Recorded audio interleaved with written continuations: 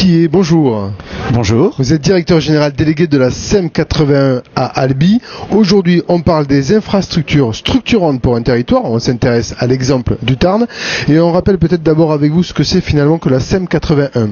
Alors, la SEM 81 est une société d'aménagement et de développement du département qui a été créée il y a une vingtaine d'années et qui a surtout pour objectif, donc qui est d'abord, comme actionnaire des intercommunalités, le conseil général, enfin le département, des groupes financiers comme la Caisse des dépôts, le groupe Pierre Fabre, et qui a pour objectif de faire trois métiers, trois domaines d'activité stratégiques: l'aménagement et le développement de zones d'activité et de zones d'habitat, la construction d'équipements publics et de la promotion immobilière, notamment sur des bâtiments industriels ou des bâtiments privés clés en main, et de l'ingénierie territoriale, que je remettrai de manière transversale sur les trois premiers.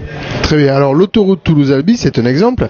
Elle a permis de structurer le territoire. Rappelez-nous-en le contexte. Alors le contexte est simple. L'autoroute Toulouse-Albi a été mise en service en 1993, donc il n'y a pas si longtemps que ça, puisque ça ne fait qu'une vingtaine d'années. Elle a été un élément structurant. Pourquoi ? Parce que pour arriver d'Albi à Toulouse à l'époque, on mettait 1h30. Aujourd'hui, en dehors du fait que suivant les heures, la rocade d'Albi peut être saturée ou pas, on met 3/4 d'heure pour arriver aujourd'hui d'Albi en passant par Gaillac, Saint-Sulpice et les villes de la Haute-Garonne. Donc cette structuration, c'est de l'aménagement permettant de conforter des nouvelles opérations d'aménagement, d'habitat, d'activité, tout le long, permettant aux personnes d'abord d'y habiter. On sait que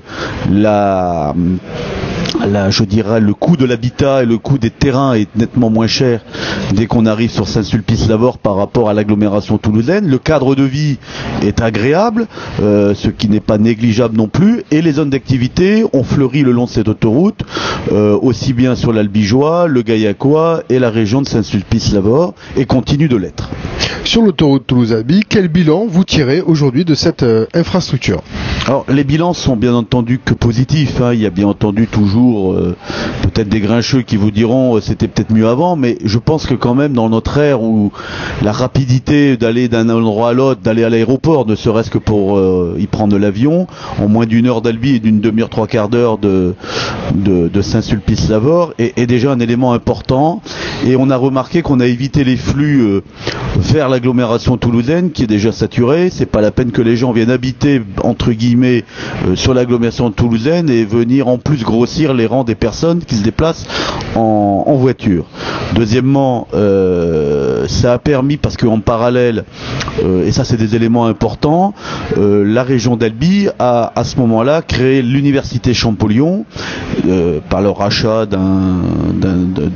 d'anciens corps d'armée, puisque c'était à l'époque l'arme qui était là, l'armée qui était présente sur Albi, et on a restructuré ces 4000 étudiants qui viennent sur le pôle albigeois, en comptant l'école des mines également, ce qui permet un rayonnement différent. Et à côté, vous avez également en parallèle un rayonnement culturel avec notamment le musée Toulouse-Lautrec, qui est quand même le premier musée régional privé en termes de visiteurs payants, je veux dire, 160 000 visiteurs. Vous avez eu également Albi qui, depuis quelques années, vient d'avoir le label de l'UNESCO.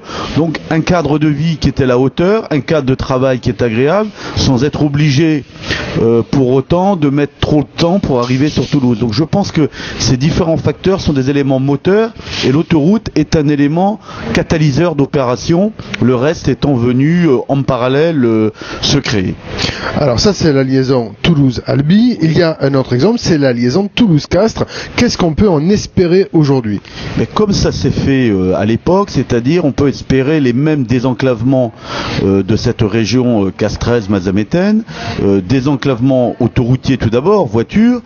Vous savez que la principale entreprise, le groupe Pierre Fabre, est déjà installée là-bas et souffre de ne pas pouvoir avoir des déplacements rapides vers la région toulousaine, et en même temps de pouvoir, avec notre rôle d'aménageur, de faire les réserves foncières nécessaires, d'abord pour éviter la spéculation, pour acheter les terrains nécessaires le long de cette autoroute, pour faire des zones d'habitat, des zones d'activité, et faire que également Castres-Mazamet bénéficie d'un pôle économique fort, et également d'un pôle culturel avec le musée Goya notamment, mais également d'autres équipements culturels de cette agglomération, plus un pôle universitaire, même s'il est peut-être pas aussi important qu'à Albi, mais qui est quand même très fortement implanté autour de l'IUT de Castres de manière générale. Donc c'est de pouvoir non pas répéter, mais se servir des bonnes choses qui ont pu avoir lieu il y a 20 ans pour essayer de rattraper le retard qui a été pris.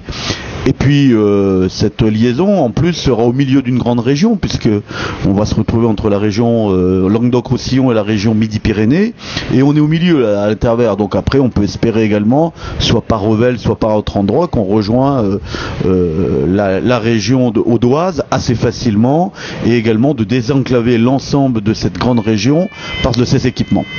Philippe Quillet, merci pour ces explications. On suivra évidemment les évolutions de ces aménagements dans les années à venir. Merci à vous. À bientôt. Au revoir.